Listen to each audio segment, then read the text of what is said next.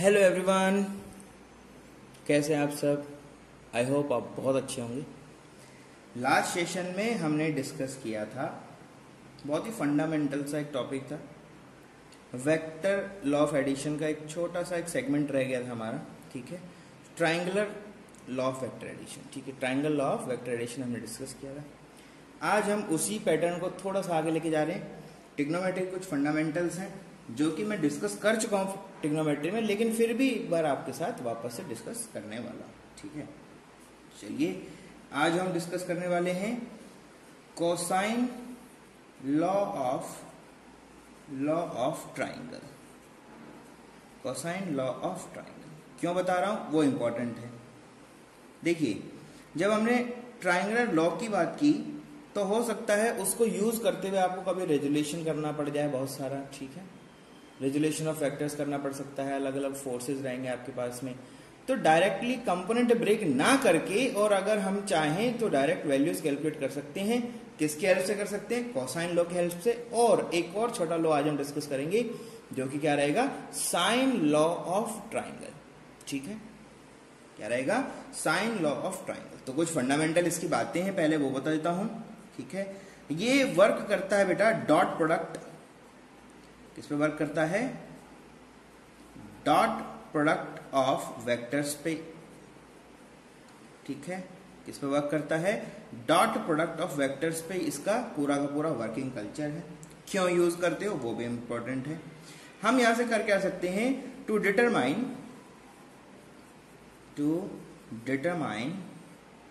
The angle and side of a triangle। किसी भी triangle का कोई भी साइड आपको पता लगाना है, एंगल पता लगाना है, आप ये यूज करो लो और आपको वैल्यूज कैलकुलेट हो जाएगा। कोई प्रॉब्लम आपको इसमें नहीं होगा। ध्यान रखना इस बात की। देखते हैं क्या क्या कहना चाहता है वो देखो। ठीक है, तो आपसे बोला गया कि ये हमारा कोई ट्राइंगल। अच्छा, इसमें ये भी पूछा जाता है कि कौन से ट्राइंगल के लिए यूज करोगे। समझ रहे हो, किसी भी ट्राइंगल के लिए इसको हम लोग यूज कर सकते हैं। किसी तरह का कोई प्रॉब्लम इसमें आपको नहीं होगा। ठीक है, तो मैंने एक ट्राइंगल बनाया आपके सामने। अब डेफिनेट सी बात है, इसके अंदर कुछ ना कुछ अलग अलग एंगल होंगे। ठीक है, तो इसकी साइड्स जो है वो अलग अलग लेंथ का है, तो डेफिनेट सी बात है एंगल भी अलग अलग लेंथ का होगा। तो आपको पता होना चाहिए। ठीक है, तो मैंने बोला कि कोई ट्राइंगल बोल दिया, मैंने बोला ये कोई P है, ये कोई पॉइंट Q है, ये कोई पॉइंट R है। ठीक है, PQR हमारा क्या है? एक ट्राइंगल है, और इस ट्राइंगल के अंदर हमें जो गिवन डेटा है वो क्या है? ठीक है, तो बोला गया कि जो PQ लेंथ है वो हो सकता है कुछ A हो, ये वाला कोई लेंथ है ये हो सकता है कुछ B हो, ये वाला जो लेंथ हो सकता है ये कुछ C हो। हम यहाँ पर देखो रैंडमली चीजें ले रहे हैं, ऐसा कुछ नहीं है कि आपको ऐसा ही लेना है, कुछ भी ले सकते हो, कोई प्रॉब्लम इसमें आपको नहीं होगा। ठीक है, अब क्या बोलता है? बोला गया कि A के सामने का जो एंगल है, PQ के सामने वाला जो एंगल है जो कि R पे बन रहा है। ठीक है, कौन सा एंगल की बात कर रहे हो? QR और P। ठीक है, QRP की बात कर रहे हो। ये कोई एंगल, इसको हमने बोला this is nothing but alpha. Similarly B के सामने का जो एंगल है उसको हमने क्या बोल दिया? इसको बोल दिया बीटा। और C के सामने कोई एंगल है, इसको हमने क्या बोल दिया? This is nothing but gamma. आप चाहें तो थीटा, फाई और साई भी ले सकते हो, कोई प्रॉब्लम नहीं है बेटा, कोई प्रॉब्लम नहीं है। ठीक है, तो यहां से कुछ चीजें हमें कैलकुलेट करनी है। तो पहले हम लिखेंगे क्या प्रूफ करना है, यहां से निकलता क्या है, पहले रिजल्ट लिखेंगे और फिर उस रिजल्ट को क्या करेंगे, हम लोग प्रूफ करेंगे। अगर आपसे कोई पूछ लेता है A का वैल्यू बताएं, और आपको गिवन क्या है? C गिवन है, B गिवन है, अल्फा गिवन है। मतलब A के सामने ये वाली तीनों चीजें क्या आपको गिवन है, तो A का वैल्यू कैसे कैलकुलेट करेंगे वो लिख रहा हूं मैं। ठीक है, तो ये A होता है A² is equals to simple हो जाएगा आपका B² plus C² minus 2BC cos of alpha. कितना हो जाएगा? 2BC cos of alpha. Similarly अगर आपको कभी कैलकुलेट करना पड़ जाए B, तो B के सामने कौन से वैल्यूज हैं? A है, C है और बीटा है, यहीं से कैलकुलेट होगा। ठीक है, तो कैसे लिख दोगे? आपने कहा सर B² को मैं लिख सकता हूं nothing but A² plus C² minus 2AC cos of, कौन सा एंगल है बेटा? बीटा। कौन सा एंगल है? बीटा। सिमिलर केस में अगर आप चाहें तो आप निकाल सकते हो C² which is equals to, C² value कितना हो जाएगा? बताओ सी स्क्वायर कितना हो जाएगा भाई, सी के सामने देखोगे ये तीन चीजें अवेलेबल है तो क्या लिख दोगे, आपने कहा सर ये हो जाएगा ए square plus B square minus 2ab cos of angle कितना हो जाएगा गामा, क्या एंगल हो जाएगा गामा। क्लियर सब बातें। तो ये तो हो गई लेंथ। देखो क्या क्या बोला गया है, to determine the angle and side of a triangle, तो साइड तो हो गई हमारे पास में, अब एंगल की बात करते हैं। मतलब कभी आपसे cos अल्फा पूछ ले, cos बीटा या फिर सिंपल अल्फा बीटा गामा का वैल्यू अगर निकालना पड़ जाए तो क्या करें, तो आपने कहा सर इसके लिए क्या होगा, देखो फॉर्मूला तो ये है वो सामने लिखा है आपके, यहीं से आ जाएगा भाई cos अल्फा चाहिए, इसी को क्या कर दो, इसी को थोड़ा सा रीअरेंज कर लो, आंसर आ जाएगा आपके पास में। क्या कर दो, थोड़ा सा रीअरेंज करोगे तो देखो बेटा cos अल्फा यहां से कितना होगा, ये उस तरफ जाएगा, ठीक है, ए इस तरफ आएगा तो क्या बनेगा, क्या बनेगा, देखो जरा यहां से cos अल्फा निकाल रहे हैं हम लोग, तो cos अल्फा ये उधर गया, ये इधर आया, तो क्या बनेगा b square plus C square minus a square divide by क्या हो जाएगा 2bc, और ये वैल्यू किसका हो जाएगा, this is nothing but cos of alpha. Similar आप यहां से cos बीटा भी कैलकुलेट कर सकते हो, तो cos बीटा कितना हो जाएगा दोस्त, ये हो जाएगा आपके पास में a square plus C square minus b square divide by में कितना हो जाएगा, सिंपल है 2ac, कितना हो जाएगा 2ac, ये वैल्यू किसका हो गया आपके पास में, nothing but cos of beta.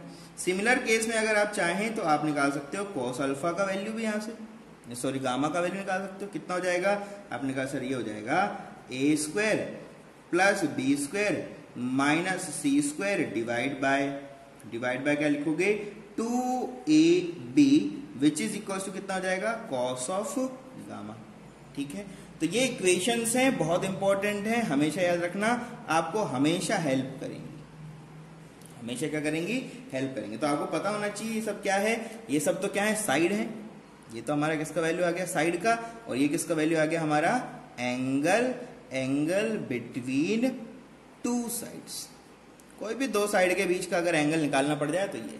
अच्छा ध्यान देना, साइड के लिए आपको क्या क्या चाहिए, जब आप कोई तीसरी थर्ड साइड को कैलकुलेट करोगे तो आपको दो साइड पता होना चाहिए और उनके बीच का एंगल पता होना चाहिए। ए कैलकुलेट करना है तो बी पता होना चाहिए, सी पता होना चाहिए और आपको ये एंगल पता होना चाहिए। ठीक है, टोटल पैरामीटर कितना है 6, कितना है 6, आपको कितना पता होना चाहिए 3, आपको कितना पता होना चाहिए 3, उसके बाद आप कुछ भी कैलकुलेट कर सकते हो, कोई प्रॉब्लम नहीं, समझ रहे हो, आपको 3 पता होना चाहिए, 3 चीजें पता होनी चाहिए। आपने कहा सर कैसे, अरे यहां देख लो, आपको अल्फा पता लगाना है ना, तो एबीसी पता होगा, पता लगेगा, आपको ए पता लगाना है, बी सी और अल्फा पता लगे, कोई भी 3 पैरामीटर गिवन हो हम पता लगा लेंगे, और जैसे ही हम ये काम करेंगे 3 पैरामीटर जैसे ही पता लग जाएगा, बाकी सबको आप आराम से मैथमेटिकल इक्वेशन यूज करके कैलकुलेट कर सकते हो, कोई प्रॉब्लम उसमें आपको देखने को कभी नहीं मिलेगा, समझ रहे हो। तो चलो प्रूफ करते हैं इसको, अब क्या करेंगे, इसको हम लोग प्रूफ करेंगे। ठीक है, तो वापस से मैं ट्राइंगल बना रहा हूं जिससे कि हम लोग कैलकुलेशन कर पाए, प्रूफ को आगे कंडक्ट कर पाए। ठीक है, तो यही वो आपका ट्राइंगल है जो कि गिवन था। ठीक है, ये वैल्यू आपका क्या था, ट्राइंगल था, गिवन था। ठीक है, क्या क्या था वो देख लो, ए ये था हमारा, इसको हमने बी लिया था, इसको हमने सी लिया था, आप चाहे तो चेंज कर सकते हो, आप चाहो तो इसको चेंज कर सकते हो, कोई प्रॉब्लम नहीं, बस आपको ध्यान देना है वो क्या है, एंगल का पता होना चाहिए आपको। भाई आप चाहते हो कि वो जो एक्सप्रेशन एकदम वही मैच हो जाए, तो आपको क्या करना है, ए के सामने का जो हमारे पास में एंगल है वो क्या होता है अल्फा, बी के सामने का एंगल क्या होता है बेटा बीटा, और सी के सामने का एंगल क्या होता है गामा, ये एंगल है। ठीक है, तो नोमेनक्लेचर वापस से कर दो, जो बोला गया था सब बता दो उसको। ठीक है, तो क्या क्या बोला गया था, आपने बोला था सर ये P है, ये हमारा Q है, ये हमारा R है। इस तरह से हमने इसको पूरे का पूरे क्या कर दिया, अरेंज कर दिया, पूरे के पूरे को इस तरह से क्या कर दिया, अरेंज कर दिया। अब हमें करना क्या है, हमें करना क्या है, समझ लो चीजों को, हमें करना क्या है। तो आपने कहा सर डॉट प्रोडक्ट से आने वाला है, सब कुछ वही होने वाला है, कोई दिक्कत तो है नहीं इसके अंदर। ठीक है, तो आप देखें, सबसे पहले एंगल पता लगाओ।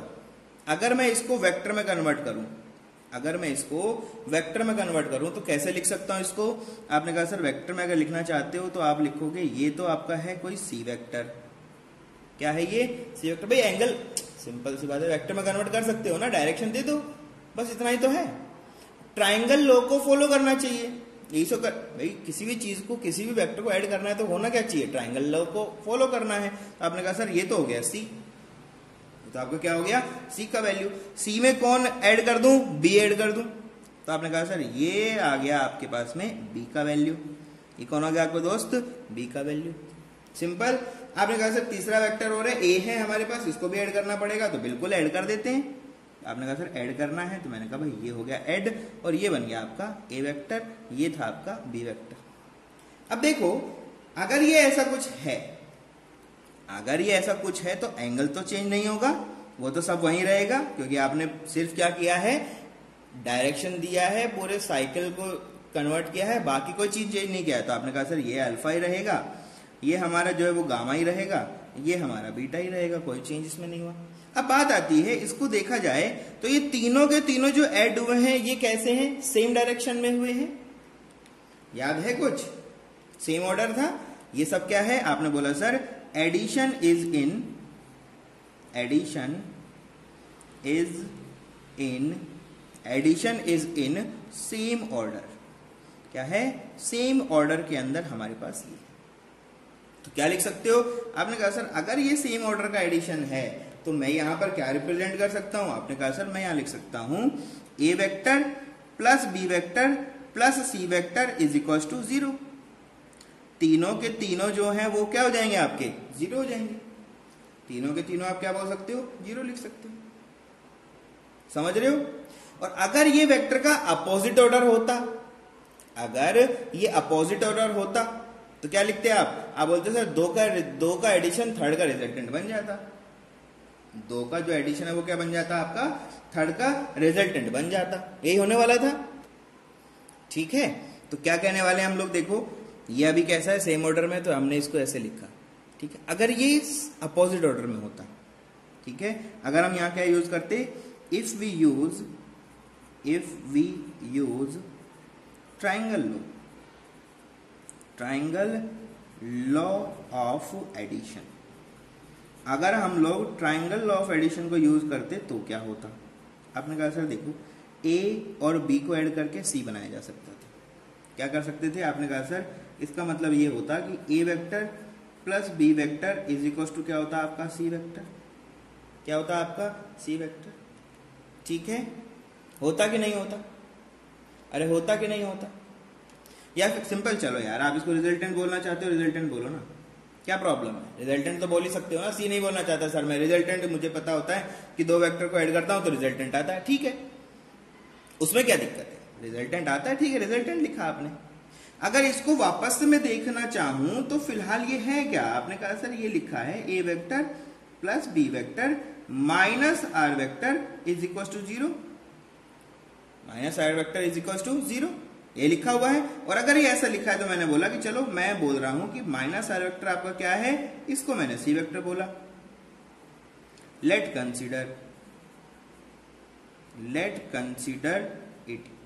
आपने कहा सर ऐसे कैसे कंसीडर कर लेंगे, कोई बात नहीं बेटा, कंसीडर डायरेक्ट नहीं होता, बताया जाएगा आपको कैसे कंसीडर करना है, ठीक है। कैसे होगा वो देखो, इधर आओ वापस से पहुंचो भाई। अगर मैं यहां पर ए लेता, हो गया ए वेक्टर, डायरेक्शन की बात होती है यार, यहाँ चाहो आप सी बी ए ले सकते हो, कोई दिक्कत नहीं है।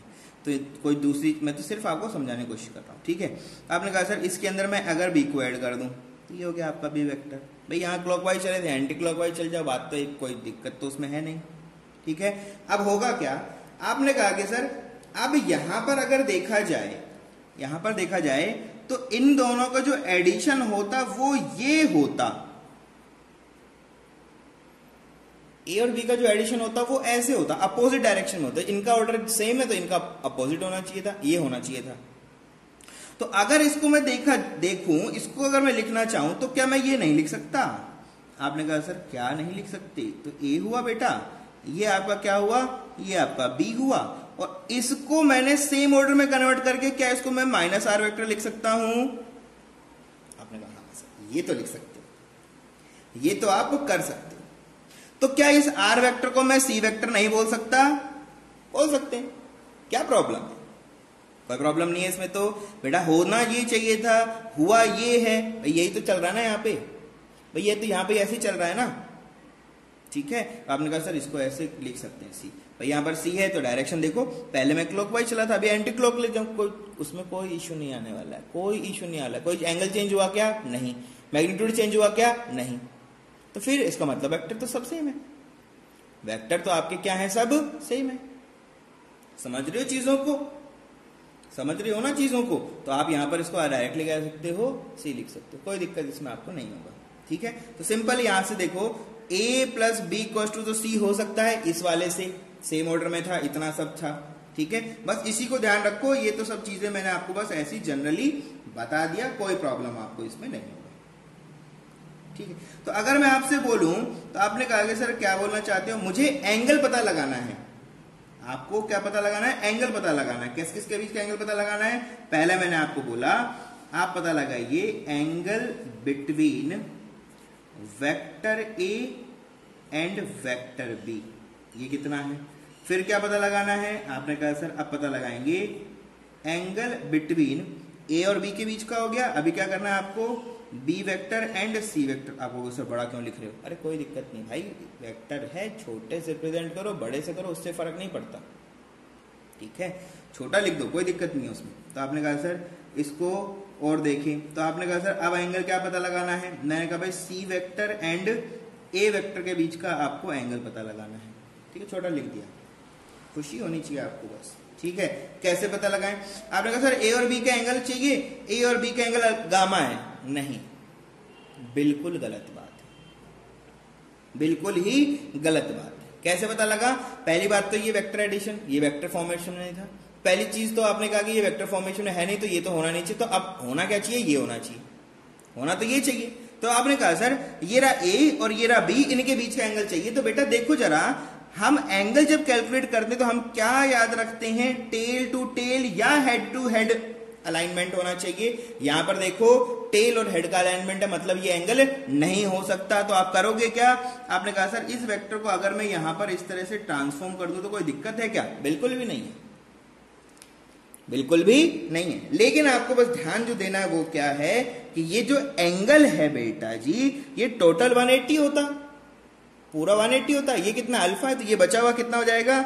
आपने कहा सर 180 माइनस ऑफ गामा, ये गामा है तो ये कितना हो जाएगा? 180 माइनस गामा। सिमिलर बी और सी के बीच में भी ये हेड और टेल लगा हुआ है, मतलब ये नहीं हो सकता। तो आपने कहा सर इसको यहां पर ऐसे ट्रांसफॉर्म करके देख लो, ये जो एंगल है ये बी और सी के बीच का होगा, और ये होगा कितना?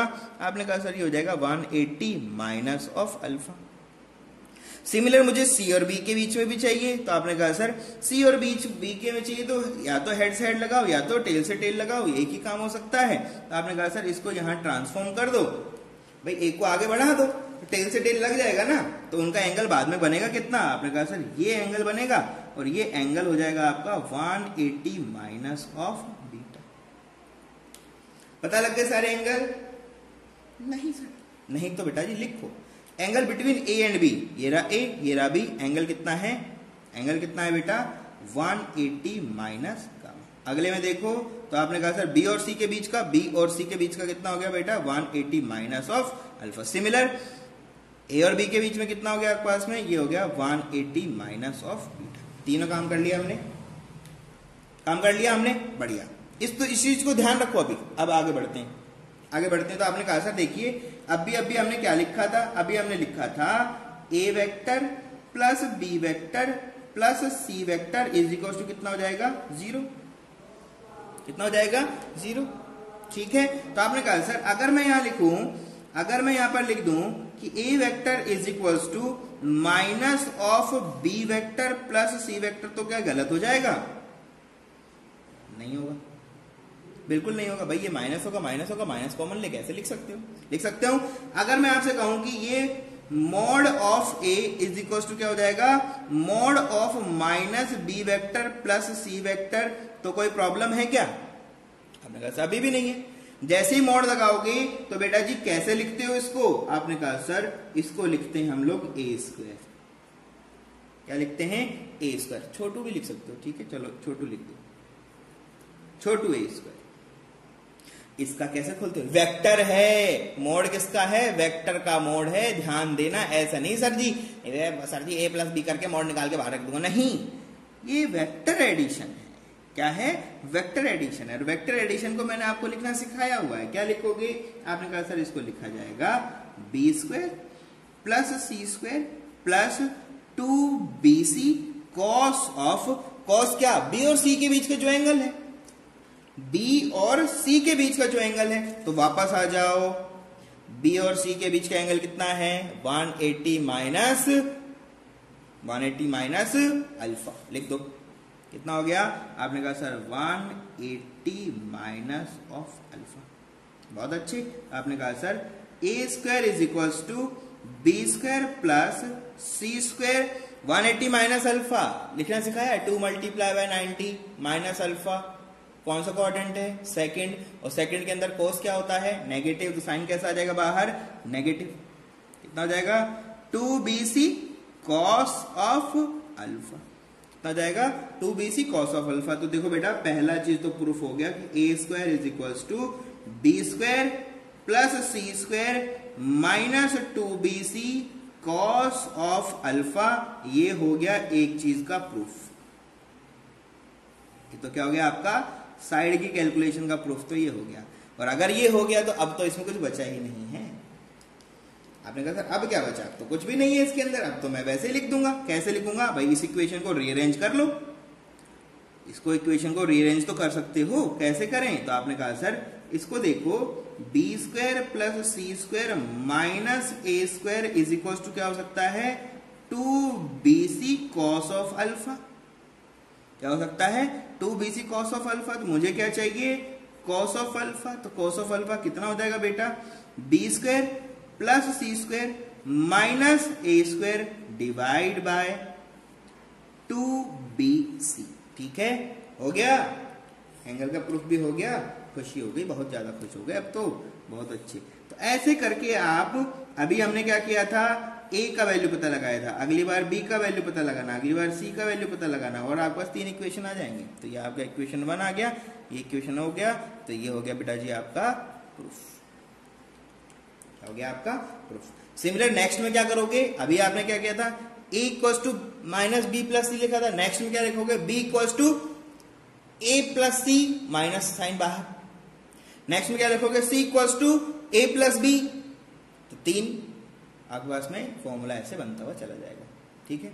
तो ये यूज होगा आपको जब आप आगे काइनेमेटिक्स पढ़ेंगे, तब आपको ये यूज होने लगेगा, ठीक है। तो ये बहुत अच्छा सा एक कंसेप्ट है, बहुत छोटा सा कंसेप्ट है, आपको ध्यान रखना है। चलिए नेक्स्ट की बात करें। हाँ, ये एक चीज ध्यान रखना, कोई पूछ बैठे आपसे, बताओ कि जो कोसाइन लॉ है वो कौन से प्रोडक्ट पे काम करता है, तो बताओगे डॉट प्रोडक्ट पे काम करता है, ठीक है। किस पे काम करता है, डॉट प्रोडक्ट पे, डॉट प्रोडक्ट लिखा था हमने अभी, ठीक है भाई। ए प्लस बी का ये मॉड आपने निकाला था, तो डॉट प्रोडक्ट का ही तो मॉड होता है वो, ठीक है, नहीं तो उसमें डायरेक्शन हो जाता, उसमें क्या हो जाता, डायरेक्शन हो जाता, ठीक है। डॉट प्रोडक्ट पे काम करता है। अब किसकी बात करोगे, अब बात करोगे दूसरे लॉ के बारे में। तो दूसरा लॉ क्या है आपके पास में, वो है आपका साइन लॉ, इसकी बात करोगे साइन लॉ। ये सब मैथमेटिक्स में पढ़ोगे आप, ठीक है, मैथमेटिक्स में आपके वेक्टर पूरा का पूरा एक पूरा बुक है, ठीक है, उसमें आप पढ़ेंगे, लेकिन फिलहाल ये हमें बताना है आपको, तो इसको हमें बताना है, तो छोटा छोटा डेरिवेशन है, हालांकि मैं ट्रिग्नोमेट्री में बता चुका हूं, फिर भी एक छोटा सा वीडियो देने में कोई दिक्कत तो नहीं है, ठीक है। तो ये आपका क्या है, साइन लॉ है। हमेशा याद रखना ये किस पे यूज करता है, वो किस पे था, डॉट पे, तो ये किस पे हो जाएगा बेटा, वेक्टर प्रोडक्ट, किस पे काम करता है, ये वेक्टर प्रोडक्ट ऑफ वेक्टर्स पे काम करता है। और वेक्टर प्रोडक्ट को हम लोग बोलते क्या है, क्रॉस प्रोडक्ट, क्या बोलते हैं इसको हम लोग, क्रॉस प्रोडक्ट। तो ये इसका पूरा का पूरा जो फंडामेंटल है वो किस पे डिपेंड है, क्रॉस प्रोडक्ट पे, ठीक है। Any triangle can be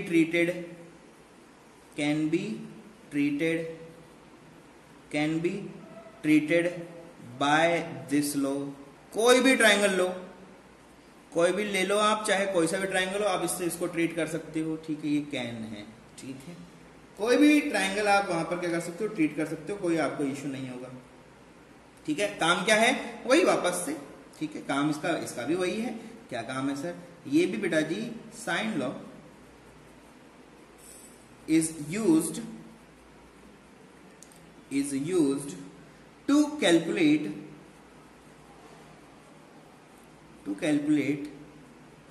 the relation to calculate the relation between side and angle between side and angle of triangle. Triangle के साइड और एंगल्स के बीच का क्या रिलेशन है वो आपको इससे पता लगता है। कैसे पता लगेगा सर? बिल्कुल अभी नहीं पता हमें, अभी पता लगेगा, कोई बात नहीं है। तो आपने कहा सर वापस से ट्राइंगल बना दे। पहले तो सबसे पहला काम तो ये, ट्राइंगल लो है तो आप इसको, भाई ट्राइंगल के लिए सॉल्व कर रहे हो ना, तो इसको सॉल्व करो। ये कोई हमारा एक ट्राइंगल है, तो मैं वापस से बोल रहा हूं ये कोई ए साइड है, ये हमारा कोई बी साइड है, ये हमारा कोई सी साइड है। सिंपल है, सिंपल सिंपल ले लो, कोई प्रॉब्लम नहीं है। ए के सामने वाला जो एंगल है उसको आप लोग क्या बोल दोगे? ये अल्फा है। बी के सामने का जो एंगल है उसको क्या बोल दोगे? ये बीटा है। सी के सामने जो एंगल है उसको आप गामा बोल दो। इतना तो कर सकते हो। अब इसको पी क्यू आर लिखना चाहो तो लिखो, नहीं लिखना चाहो तो मत लिखो, कोई फर्क नहीं पड़ता, कोई फर्क नहीं पड़ता। क्लियर है? रिलेशनशिप पहले लिखो, क्या करने जा रहे हो, क्या करने जा रहे हो। ठीक है, तो क्या करते हैं इसमें देखो, ये कहता है साइड और उसके एंगल के बीच का रिलेशन। तो ये साइड है, इसका एंगल कौन है? इसके सामने। इसका एंगल कौन है? इसके सामने। यही होता है हमेशा ट्रायंगल में। ऐसा नहीं सर यही तो है, नहीं बेटा, ये एंगल किसके किसके बीच का है? ये अगर P है, ये अगर Q है, ये अगर आपका R है, तो QPR एंगल है। साइड का इसमें नहीं पता लगता। इनके सामने का जो एंगल है वो अल्फा है, बी के सामने का बीटा है। तो हमेशा कौन सा होता है? साइड एंगल का जो कैलकुलेशन होता है वो डिपेंडेंट किस पे होता है? साइड पे होता है। ठीक है, तो अपोजिट साइड के रेस्पेक्टिव होते हैं ये हमेशा। समझ रहे हो? नहीं समझ रहे हो कोई बात नहीं, कहना क्या चाहता है वो समझो, फिर इसको प्रूफ भी कर देंगे।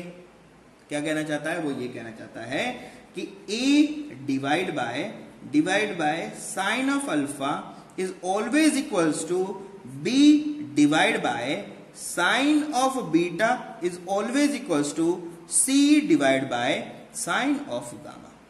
ये क्या कहता है कि इनका जो रेशियो है ना वो हमेशा क्या होता है? कांस्टेंट होता है, सेम रहता है इनके बीच।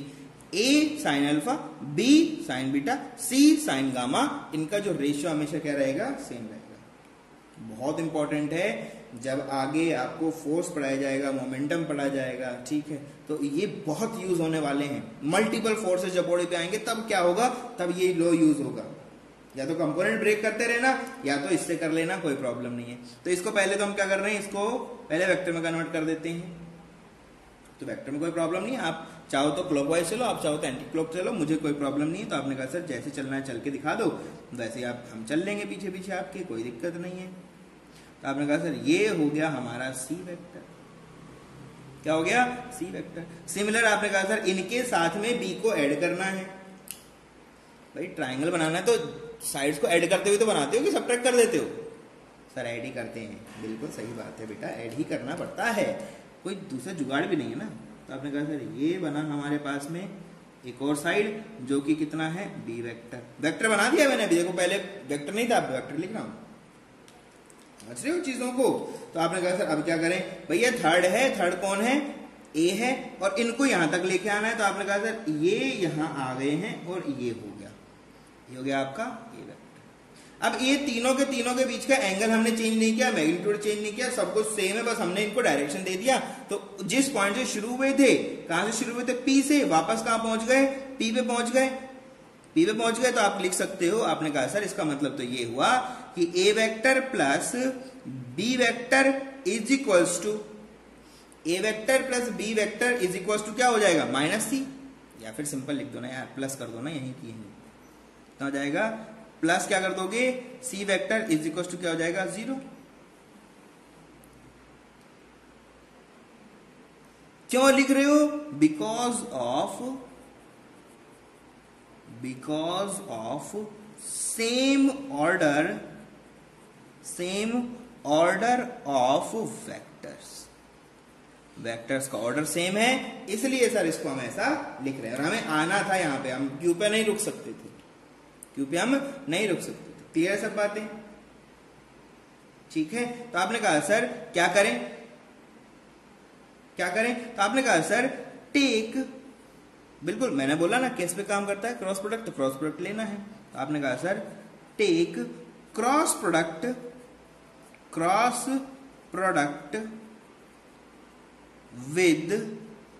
With c vector of equation 1। Equation 1 कहां है? ये रहा बेटा जी इक्वेशन 1। इस इक्वेशन का सी के साथ में क्रॉस प्रोडक्ट कर डालो, ये कहना चाहते हैं। ये कैसे करें? अब बिल्कुल आसान सी बातें हैं। तो आपने कहा सर देखो, A vector plus B vector plus C vector और इनके साथ में क्रॉस हो जाएंगे कौन? C vector. तो यहां पर देखो बेटा, ये भी तो आपका जीरो वेक्टर ही है, इनके साथ भी क्या चल जाएगा? सी वेक्टर। तो ये तो जीरो वेक्टर है, चाहे कुछ भी रहेगा, इनका मैग्नीट्यूड तो कुछ है नहीं, तो डायरेक्शन इनका आने वाला भी नहीं है आपको इसमें, क्योंकि तो any direction can it take, कोई भी डायरेक्शन ले सकता है। तो आपने कहा सर ये वैल्यू तो सिंपल 0 हो गया। अब ये क्या होगा? अंदर मल्टीप्लाई होता चला जाएगा। तो क्या क्या लिखा जाएगा? आपने कहा sir A cross C plus B cross C plus C cross C, ये होगा। अब सी और सी ओपन करो पहले, तभी पता लगेगा क्या रिलेशनशिप है। तो मैं नेक्स्ट पेज पे इसको ओपन कर रहा हूं, ठीक है। नेक्स्ट पेज पे इसको क्या कर रहा हूं? ओपन कर रहा हूं, ठीक है। इक्वेशन क्या था मैं वापस लिख दे रहा हूं आपके लिए, ठीक है, ताकि आपको बैक ना करना पड़े। तो क्या क्या लिखा है? A cross C plus B vector cross C vector plus C vector cross C vector is equals to 0, ये लिखा है। क्रॉस प्रोडक्ट बेटा जी ओपन कर दो। क्या कर दोगे? इनको आप ओपन कर दोगे। कैसे ओपन करें सर? बहुत आसान है, क्रॉस प्रोडक्ट लिखना सिखाया है ना मैंने आपको। कैसे लिखते हैं? तो आप लिखते हो सर जी mod of A mod of C multiply by sine angle between A and C, angle between A and C. अब आपने कहा सर एंगल तो पता ही नहीं हमें, नहीं पता तो पता लगाओ, इधर आओ। ए और सी के बीच का एंगल पता लगाना है ना, ये रहे आपका अरेंजमेंट, ये तो अरेंजमेंट है। तो कैसे करें? आपने कहा सर वापस से सारी चीजों को अरेंज करके एक बार एंगल पता लगा लेते हैं। बिल्कुल आसान सी चीजें हैं, बहुत आसान है, ठीक है। कैसे पता लगाएं? तो आपने कहा सर ये तो टेल टू हेड लगा है, एंगल नहीं दे पाएगा, ए और बीच का एंगल तो डायरेक्ट नहीं आ पाएगा। तो कैसे करें बेटा? आपने कहा सर इसको आगे बढ़ा दो, यहां से पता लगेगा। अंदर वाला एंगल कितना था? गामा, तो ये कितना हो जाएगा बेटा? 180 माइनस गामा। सिमिलर यहां पर ये एंगल कितना हो जाएगा? आपने कहा सर ये हो जाएगा 180 माइनस अल्फा। क्यों? क्योंकि ये अंदर अल्फा है, ठीक है। सिमिलर अगर ये बीटा है तो बाहर का ये एंगल कितना हो जाएगा? आपने कहा सर ये हो जाएगा 180 माइनस बीटा। ए और सी के बीच का एंगल कितना है? 180 माइनस बीटा। ए और सी के बीच का एंगल कितना है? 180 माइनस बीटा, ठीक है। चलो अब तो सब पता लग गया हमें, ठीक है। तो हम लिख भी सकते हैं, नहीं भी चाहें तो कोई प्रॉब्लम इसमें नहीं है। तो क्या क्या हुआ देखो, mod of A mod of c sine of, इनके बीच का एंगल, इनके बीच का एंगल देखना है, इनके बीच का एंगल देखना। तो क्या लिखोगे? 180 माइनस ए और सी के बीच का एंगल कितना है बेटा? 180 minus beta, simple. Plus next को भी ओपन करो, क्या लिखोगे? Mod of B mod of C multiply by sine of B और सी के बीच का एंगल क्या है? तो आपने कहा सर 180 माइनस अल्फा है, simple. Plus mod of C multiply by sine of C और सी तो क्या है? दोनों पैरेलल हैं भाई, एक वेक्टर इधर है, सी इधर है, सी भी इधर है, दोनों के बीच का एंगल कितना हो जाएगा? 0 डिग्री। कितना हो जाएगा? 0 डिग्री। तो साइन 0 का वैल्यू कितना होता है? 0 ही होता है। इक्वेशन को सॉल्व करना है, सिंपल है। तो क्या लिखेंगे आप? आपने कहा सर ये हो गया mod of A mod of C multiply by sine of 180 minus beta. तो साइन में रहेगा 180 है, तो बीटा सेकंड क्वाड्रेंट में साइन क्या होता है? पॉजिटिव। तो कितना बन जाएगा? साइन बीटा, सिंपल है। प्लस इसको भी लिखना है, प्लस इसको लिखा तो आपने कहा सर ये हो जाएगा बी, ये हो गया सी मल्टीप्लाई बाय सिमिलर, ये क्या हो जाएगा? Sine of alpha. ये भाई साहब 0 हो गए और सामने 0 बैठा ही हुआ है, सामने तो 0 बैठा ही हुआ है, कोई प्रॉब्लम ही नहीं है। बात आती है बेटा जी हमने किया क्या है? हमने किया है प्रोडक्ट, कौन सा? क्रॉस। और जब क्रॉस करते हो तो इनके साथ में डायरेक्शन भी आना चाहिए, इनके साथ में डायरेक्शन भी आना चाहिए। समझ रहे हो चीजों को? कैसे है? वापस आ जाओ। ये रहा ए वेक्टर ये रहा सी वेक्टर और ये रहा आपका बी वेक्टर। ऐसा ही कुछ था, ऐसा ही कुछ था बेटा जी, ऐसे चले थे, घूमते हुए आए थे। अब देखो ए से सी, ए से सी आना है, ए से सी आना है, ए से क्या आना है, सी आना है, ए से सी डाउनवर्ड। कहां रहे हो, ए से कहां आना है, सी आना है। किधर आ रहा है अंगूठा, कहां जा रहा है, डाउनवर्ड। क्या हो जाएगा, डाउनवर्ड। ठीक है, तो क्या लिखा आपने, एन कैप जो होगा डाउनवर्ड। तो अगर ये एक्स वाई प्लेन है तो नीचे क्या हो जाएगा, माइनस की कैप हो जाएगा। कितना हो जाएगा, माइनस की कैप। बी से सी आना है इसके लिए, बी से सी, बी से सी अंगूठा किधर है, ऊपर। किधर है, ऊपर। तो इनका क्या हो जाएगा, ऊपर की डायरेक्शन क्या हो जाएगी, की कैप हो जाएगी। क्या हो जाएगी, की कैप हो जाएगी। सिंपल। एक अगर डाउनवर्ड को नेगेटिव लोगे तो अपवर्ड क्या हो जाएगा, उसके रेस्पेक्ट में पॉजिटिव हो जाएगा। यही तो सब है, यही सब है। तो इसको लिखो बेटा जी, क्या लिखा है, minus of mod of A mod of c sine of beta, के कैप भी साथ में है। ठीक है, पर मैं उसको हटा दे रहा हूं क्योंकि कैंसिल आउट करके उधर निकाल दूंगा। ठीक है, क्या लिखा है, b c sine of alpha, इधर के कैप था, इधर भी के कैप था, माइनस साइन ले लिया, इनका प्लस, ये प्लस साइन था, उधर गए तो इनका साइन भी कैसा हो गया, माइनस। के कैप से के कैप को मैंने कैंसिल आउट कर दिया। ठीक है, और जैसे कैंसिल आउट किया तो अब ये माइनस से माइनस भी क्या हो जाएंगे आपके, कैंसिल आउट हो जाएंगे। और बेटा जी सी से सी भी क्या हो जाएगा आपका, कैंसिल आउट। भैया वैल्यू तो है, ये वैल्यू तो है, मल्टीपल में है, आराम से कैंसिल आउट कर सकते हो। और अगर ये कैंसिल आउट हो जाएगा तो क्या बचेगा, आपने कहा सर ये बचेगा mod of a sine beta is equals to mod of b sine of alpha. क्या लिखोगे, आपने कहा sir mod of a divide by sine of alpha is equals to mod of b divide by sine of beta. बेटा mod लिखो, plus minus का value है, बाहर ले आओगे, पॉजिटिव ही तो आएगा ना। तो पॉजिटिव आएगा तो यहां क्या लिखोगे, ए, सिंपल। ठीक है, अरे यार वापस मॉड लिख दिया, चलो एक स्टेप बढ़ गया हमारा, कोई बात नहीं। ठीक है, तो मॉड को हटा के लिख देना है बस आपको, और कुछ भी नहीं करना है। ठीक है, तो मैं लिख रहा हूं इधर कि a divide by sine of alpha is equal to क्या हो जाएगा आपका, b divide by sine of beta. ये तो दो से आया। अब किसी थर्ड का प्रोडक्ट कर लो। ठीक है, थर्ड का प्रोडक्ट कर लो तो क्या आ जाएगा आपके पास में, जैसे आप यहां पर करोगे, अभी हमने क्या किया था, सी का प्रोडक्ट किया था, पूरे के पूरे इक्वेशन के साथ सी को हमने क्या किया था, क्रॉस प्रोडक्ट किया था। अभी बी को कर लेना, अभी क्या कर लेना, आप बी को कर लेना, तो ए और सी का रिलेशन बन जाएगा। ठीक है, तो क्या बनेगा, A divide by sine of alpha is equals to C divide by sine of gamma. ठीक है, ये क्या हुआ था, this is nothing but cross product, किससे आया था, cross product of C vector with equation 1। ठीक है, ये कहां से आएगा, ये आ जाएगा आपका क्रॉस प्रोडक्ट ऑफ, अभी सी नहीं लेना है, अभी कोई दूसरा ले लेना है। ठीक है, तो मैं क्या ले रहा हूं यहां पर, b vector with equation 1। Equation 1 के साथ बी को कर दो, ऐसे सी ए को कर देना, तो 3 इक्वेशन बनेगा, कोई प्रॉब्लम नहीं है। ठीक है, तो ये इक्वेशन को मैं बोल रहा हूं 2। ठीक है, और इस इक्वेशन क्या बोल रहा हूं, 3। क्या बोल रहा हूं, 3। ठीक है, कंपैरिजन करूंगा, क्यों करूंगा, ये तो प्रॉब्लम नहीं है, सब कर लोगे ना। ठीक है, नहीं कर पाओ तो बताना मुझे कमेंट्स में, मैं बता दूंगा आपको। ठीक है, कोई प्रॉब्लम नहीं। तो आपने लिखा है कि a divide by sine of alpha is equals to b divide by sine of beta.